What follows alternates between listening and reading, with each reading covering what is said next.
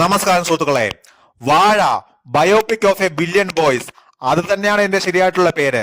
Cinema കണ്ടതിനു ശേഷമുള്ള എന്റെ വ്യക്തിപരമായ അഭിപ്രായം വളരെ ചുരുങ്ങിയ സമയം കൊണ്ട് നിങ്ങളിലേക്ക് എത്തിക്കാൻ ഞാൻ ആഗ്രഹിക്കുന്നു. ആനന്ദ് മേനനാണ് സംവിധാനം, വിപിൻ ദാസ് ആണ് രചനയും പ്രൊഡ്യൂസർമാരിൽ ഒരാളും. ബാക്കിയുള്ള നിർമ്മാതാക്കൾ ഹാരിസ് ഡൈസം, അനീഷ് പി ബി, ആദർശ നാരായണൻ എന്നിവരാണ്. കോട്ടയം നസീർ ഒരു വാഴ വാങ്ങുന്നതിലൂടെ തുടങ്ങുന്ന സിനിമ പിന്നീട് കുറച്ച് ആൺകുട്ടികളുടെ തനതായ ജീവിത രീതിയിലൂടെയും അവരുടെ സ്വഭാവത്തിലൂടെയുമാണ് കടന്നു പോകുന്നത്.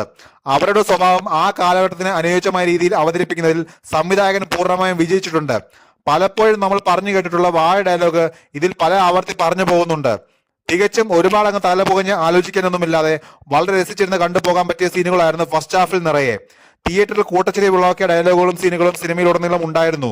സ്ഥിരമായിട്ട് സ്കൂളിലും കോളേജിലും വഴക്കും പ്രശ്നവും ഉണ്ടാക്കുന്ന കുറച്ച് പിള്ളേരുടെ ഒരു ഗ്യാങ്.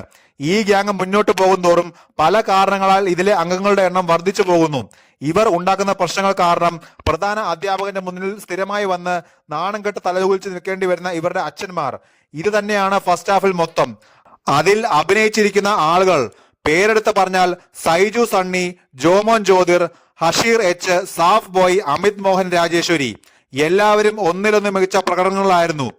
നിങ്ങൾ ആവേശം എന്ന സിനിമ കണ്ടവരാണെങ്കിൽ നിങ്ങൾക്കറിയാം, ഏതാണ്ട് അതേ മോഡിലൂടെ തന്നെയാണ് ഈ സിനിമയും കടന്നു പോകുന്നത്. ഈ പ്രഹസനങ്ങളുടെ എല്ലാം പീക്കിൽ എത്തി നിൽക്കുമ്പോഴാണ് first half അവസാനിക്കുന്നതും interval ആകുന്നതും.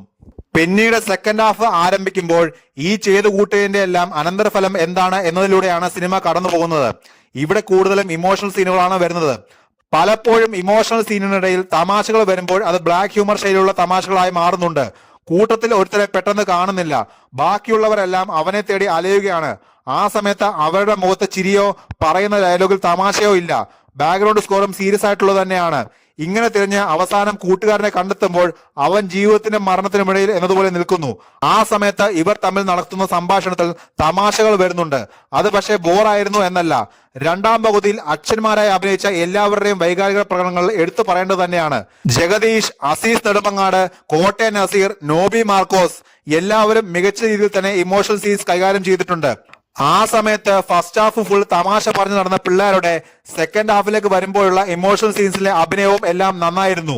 Ankit മേനോനാണ് music. വാഴപ്പാട്ട് ഉൾപ്പെടെയുള്ള എല്ലാ പാട്ടുകളും ഗംഭീരമായിരുന്നു. ബാക്ക്ഗ്രൗണ്ട് സ്കോർ അങ്ങനെ എടുത്തു പറയത്തക്ക വിധം ഒന്നും തോന്നിയില്ല.